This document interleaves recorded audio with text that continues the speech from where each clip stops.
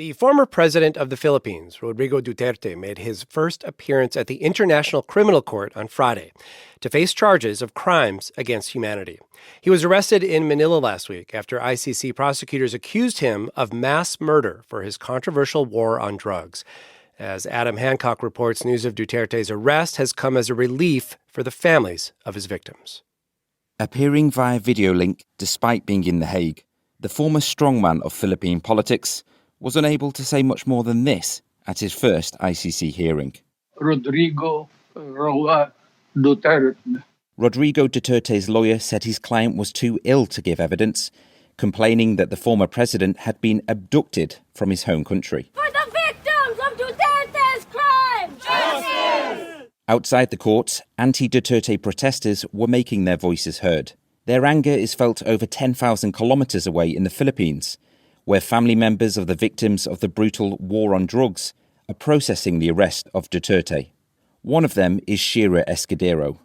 Her brother was 18 when his body was found with gunshot wounds. He was found wrapped in packaging tape wrapped around his head, his hands, wrists tied behind his back, his legs also bound with packaging tape, and he was dumped on a patch of grass. It took Escudero's family 5 days to find Ephraim's body after he suddenly disappeared in September 2017. Ephraim is one of thousands of Filipinos who were killed in the brutal drug crackdown under Duterte's rule. The official death toll stands at just over 6,000, although activists claim that figure is much higher. For the families of those victims, the arrest of the former president is a landmark moment. Here's Escudero again. I cried my heart out. I can't explain my emotions that time. I cried so loud that it hurts my chest and throat. We waited for almost a decade for this to happen. Duterte swept to power in 2016, promising a no-nonsense approach to tackling drug crime. The United Nations said that Duterte's campaign largely targeted young men in poor and urban areas, many who were shot dead in the street. These accusations have been denied, with Duterte claiming that police officers were only authorized to kill in self-defense. ICC prosecutors have investigated Duterte's drug war since 2018. One of the initial complaints to the court was filed by former Philippine Senator Antonio Trillanes. We were living witnesses to all these killings at the time.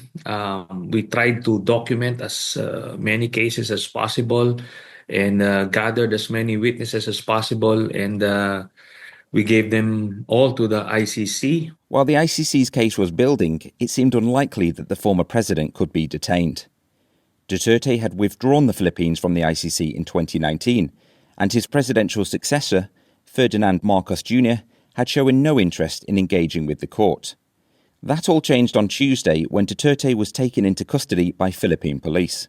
Former Senator Trillanes says Duterte's arrest sends out a strong message.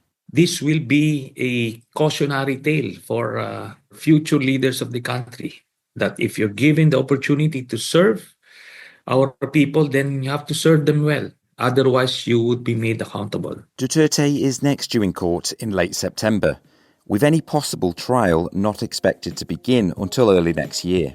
For NPR News, I'm Adam Hancock in Singapore.